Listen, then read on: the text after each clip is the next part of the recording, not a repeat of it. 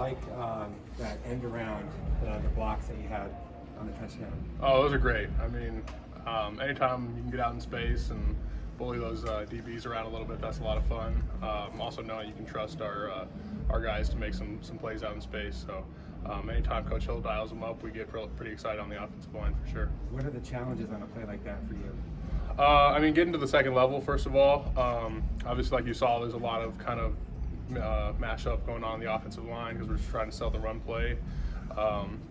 But once you're able to get out, and some guys can, some guys can't, and you get freed up, you just got to bust your ass and make a play downfield. Did you know that were you trying to push the linebacker to Kellen before you got the safety, or was that just not really intentional? I was just trying to block him first and foremost, and I saw Kellen pick him up, so I just turned my head around and found the next color I could find, and it worked out pretty well. How satisfying a win was that for you? Very satisfying. I mean, I was looking forward to that one for 2 years. Last year, I know we had it on the schedule, and then the schedule got all mixed up again, and got a chance to come back again for another year and saw them on the schedule. So I've had that one circled for a while, and it felt pretty sweet. What was it like during the game? Was it weird going up against guys that you played with for so many years? Yeah, it was weird. I mean, it kind of felt like a practice in some sense because I kind of been going against those guys for so long, so I kind of knew what they had, but I'm sure they knew what I had too. So they were super physical, which was fun to go against, and it was just a lot of fun. Speaking of super physical, that sounds like a description for what we're going to see here on Saturday at Utah. What are your thoughts on that game? Yeah, I mean, they're always a big physical group. That's kind of their identity, but I think our offensive line is establishing that as our identity as well. So it's going to be a heavyweight fight. We're looking forward to it. We haven't backed down from any challenge so far, so we're looking forward to going in there and showing them what we got. And to piggyback on the trick plays, Coach Hearn was saying the other day that obviously the players like it, is exciting, but from what you just said, is it a little more nerve-wracking for the offensive line to land those blocks and get to that right spot? A little bit. I mean, with any trick play, there's just so much that can go wrong. So it's really critical that we get our first assignment done, selling the first play and getting out and making something happen.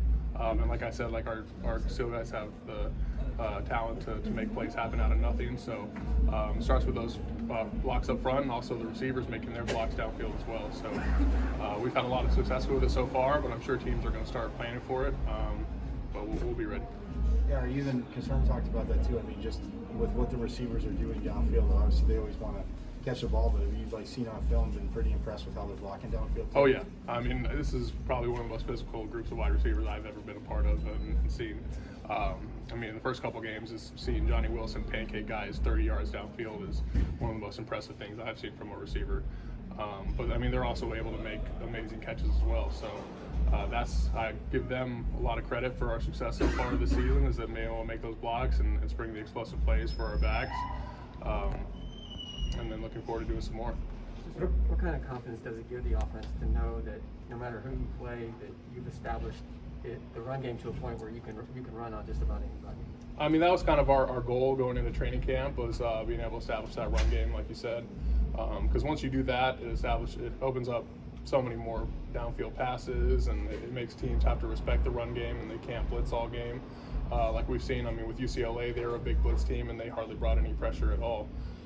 So knowing that we're able to get in the other team's head a little bit and make them game plan around that is really exciting. What about the contrast? Because Stanford, its strength was a punishing run game for so many years, and they didn't really try to run the ball, and then you guys have had the 150-plus rushing yards for 10 games in a row. Right. I mean, having a good run game, obviously it starts with up front with the offensive line, and especially chemistry.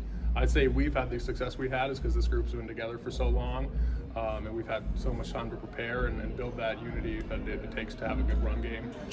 I know those guys at Stanford, they have a lot of talented guys on the offensive line, but I know that a lot of them are starting for the first time this year, and they're a pretty relatively young group. So, I mean, I know they're going to get things together. That's what Stanford does, is they run the ball. So, but personally, and as far as our team goes, that's what we've been working for this whole time since last season was having that dominant run game. So it's exciting to see it come to fruition this year. And to piggyback off that, though, how do you feel halfway through the season that the chemistry, I mean, the verbal along with the nonverbal communication is with all the line?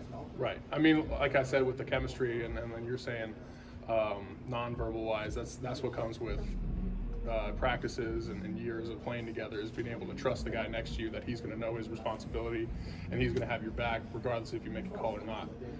Obviously, communication is critical and it's key for a successful offensive line. But knowing that the guys next to you and trusting them is equally as important. How do you feel about your plan to deal with the noise that will probably be there at Utah on Saturday? We have a good plan. I think we got caught off guard a little bit in the first couple games, especially with BYU, and we've made those adjustments, so we're confident going into this one. What about Zach Hill?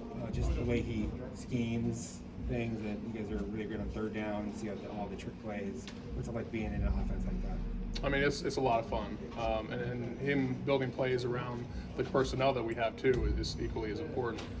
Knowing that we have a quarterback who can make plays on his feet makes defense have to respect that, and that's what opens up so many opportunities for these trick plays, because defenses have to respect that run game and our quarterback being able to move. I think Coach Hill is probably one of the best offensive coordinators in the game. He's creative. He always has new things for us every week, and it gets us really excited to come in and work and learn and get better.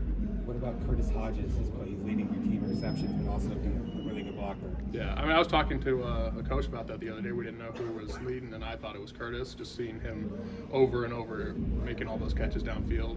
I mean, it's like his hands have glue on him. He doesn't drop anything. So that's one of the best things as an offensive line, is having good protection up front, giving the quarterback time, and seeing the play come full circle with a good catch. So. And his blocking as well has come so far from last year too. So it's nice knowing that a guy's going to stand on the line of scrimmage and make a big block with you, or he can sneak out and make a big explosive catch. So it's really good to see. You mentioned Johnny's pancakes earlier. Do you have a favorite pancake block on the season? I mean, I was going to say it would have been on Booker, but they called that a holding penalty. I don't know if I agree with it after watching the film, but I mean, that was pretty fun, just going against my old team and how good of a player Booker is. I wouldn't say any particular one, though, stands out more than the rest. I mean, I'm trying to play hard and block every guy to the whistle every play, and if it ends with a pancake, then it's just that much sweeter.